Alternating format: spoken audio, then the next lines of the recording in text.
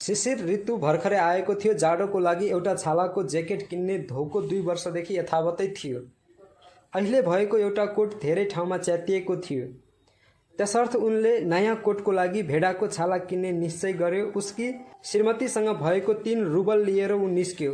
उसलाई गाउँलेसँग 5 रुबल र 20 कोपेक अरू लिनु थियो। ऊ एकजना गाउँलेको घरमा पुग्यो र पैसा माग्यो, तर उसले अर्को हप्ता दिने प्रतिज्ञा गर्यो। अर्को गाउँले कहाँ पुग्दा उसले साइमनलाई 20 कोपेक मात्र दियो। साइमनले उधारोमा कोटको लागि छाला किन्न खोज्यो, तर पसलेले उसको विश्वास गरेन। घुम्दा घुम्दै साँझ पर्न आँटिसकेको थियो। ऊ एउटा भट्टीमा पस्यो र 20 कोपेकको भोड्का खायो।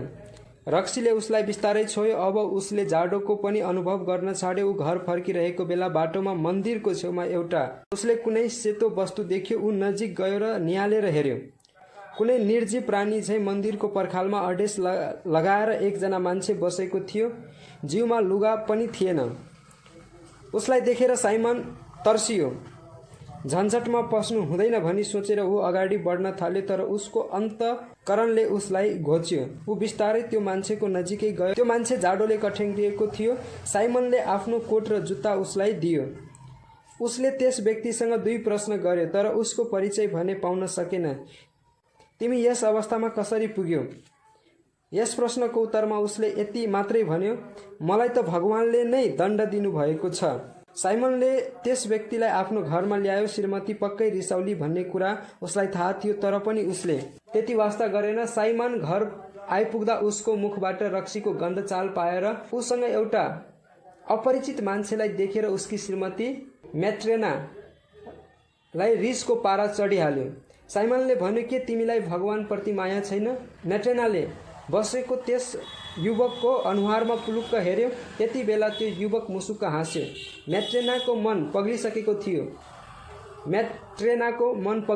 थियो। उसले बाँकी रहेको रोटी ल्याएर टेबलमा राखी। साइमनले त्यस युवकलाई रोटी खान आग्रह गर्यो। दुवैले बाँडीचुडी खाए। म्याट्रेनाले त्यस युवकको परिचय गराउने प्रयास गरी, तर सफल भइन।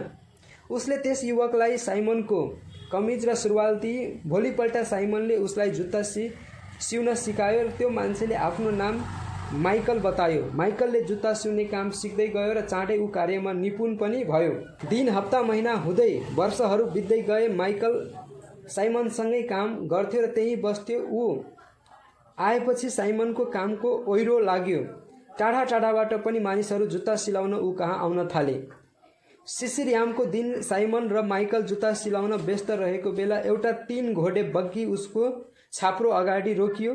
त्यस बग्गीबाट एकजना व्यक्ति धनी व्यक्ति ओर्लियो। बहुमूल्य छालाको ज्याकेट खोलेर छाला देखाउँदै त्यस व्यक्तिले साइमनलाई भन्यो, हेर, यो छाला जर्मनीबाट ल्याइएको हो र यसको मूल्य 20 रुबल पर्दछ। यसको मलाई जुत्ता बनाइदिनु, तर जुत्ता 1 वर्षसम्म केही नहुने हुनुपर्दछ। जुत्ता राम्रो र टिकाउ बन्यो भने ज्याला 10 रुबल दिनेछु, तर बिग्रियो भने म तिमीलाई झ्यालखानाभित्र कोच्नेछु।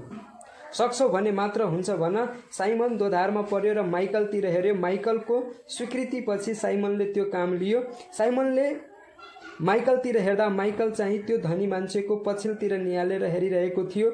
माइकलले धेरै बेर हेरिसकेपछि मुसुक्क हाँस्यो र उसको अनुहार टल्क्यो। एकछिनपछि त्यो ग्राहक पनि गयो, तर माइकलले बुटको जुत्ताको सट्टा 1 जोडा चप्पल तयार गरिदियो। साइमनले माइकललाई गाली गर्ने के आँटेको थियो।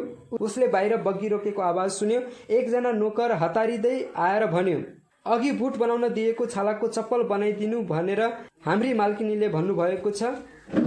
किन? यस प्रश्नको जवाबमा नोकरले भन्यो, अब मालिक नै यस संसारमा हुनुहुन्न। माइकलले तयार पारेको चप्पल लिएर नोकर गयो। वर्षहरू बित्दै गए। विगत 6 वर्षदेखि माइकल साइमन परिवारसँग बसिरहेको थियो। एक दिन उनीहरू सँगै सबैजना कोठामा थिए। त्यसै बेला सानो बच्चाले माइकललाई भन्यो, काका, बाहिर 2 जना बच्चाहरू हामी कहाँ नै आउन लागेका हुन् क्यारे। माइकलले काम रोक्यो र बाहिर हेर्यो। 2टी राम्री केटीहरू एकजना महिलासँगै साइमन कहाँ आउँदै थिए। माइकलले यसरी ध्यानपूर्वक बाहिर हेरेको साइमनले कहिले देखेको थिएन। एकछिनपछि त्यो महिला 2 केटीहरूलाई डोर्याउँदै साइमनको घरभित्र पसी र ती 2 केटीहरूको निम्ति जुत्ता सिलाउन अराई। एउटा केटी लङ्गडी थिए, यी केटीहरू आफ्ना होइनन् भनी बताई। ती दुईटालाई आफूले काख लिएको कुरा उसले बताई। त्यस महिलाले ती दुई केटीहरूका बारेमा यस प्रकार बताइन्। यी केटीहरू जुम्ल्याहा हुन्। यिनीहरू जन्मनुभन्दा अघिल्लो दिन यिनीहरूको बुवाको देहावसान भयो र यिनीहरू जन्मेकै भोलिपल्ट आमा पनि परलोक भइन्।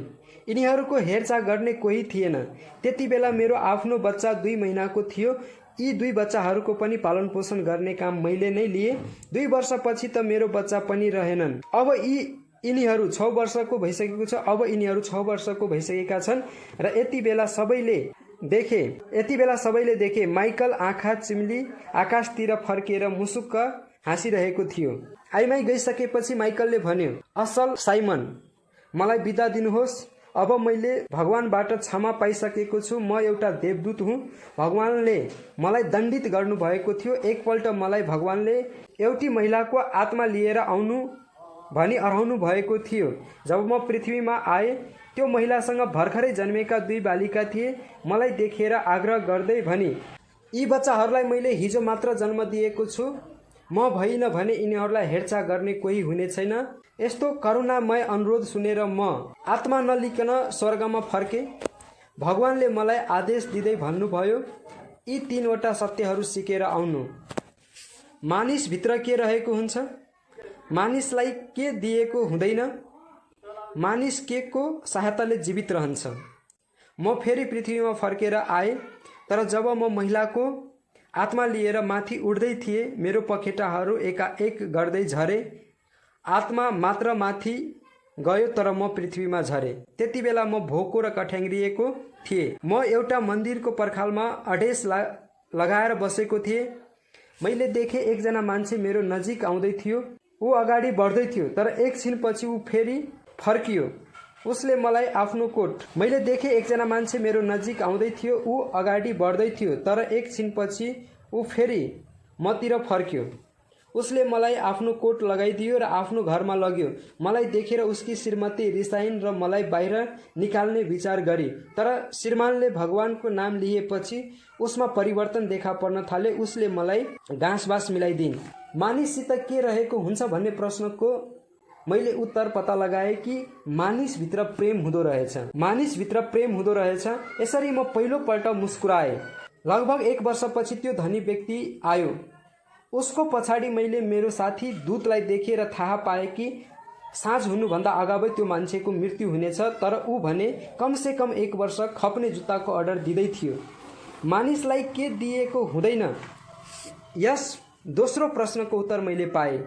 आफ्नो सही आवश्यकता थाहा पाउने शक्ति मानिसलाई दिएको हुँदैन। तसर्थ म दोस्रो पटक मुसुक्क हाँसेँ। तर ऊ भने कमसे कम 1 वर्ष खप्ने जुत्ताको अर्डर दिँदै थियो। मानिसहरूलाई के दिएको हुँदैन? यस दोस्रो प्रश्नको उत्तर मैले पाएँ कि आफ्नो सही आवश्यकता थाहा पाउने शक्ति मानिसलाई दिएको हुँदैन। तसर्थ म दोस्रो पटक मुसुक्क हाँसेँ। त्यस्तै किसिमले ती महिलाले 2टा जुम्ल्याहा बच्चाहरू ल्याउँदा मैले तेस्रो सत्य पनि चिने। मानिसलाई कसले बचाइराख्दछ भन्ने प्रश्नको उत्तरमा मानिसलाई भगवानले बचाइराख्दछ भन्ने तथ्य थाहा पाए। यसरी मैले 3वटा प्रश्नको उत्तर पाइ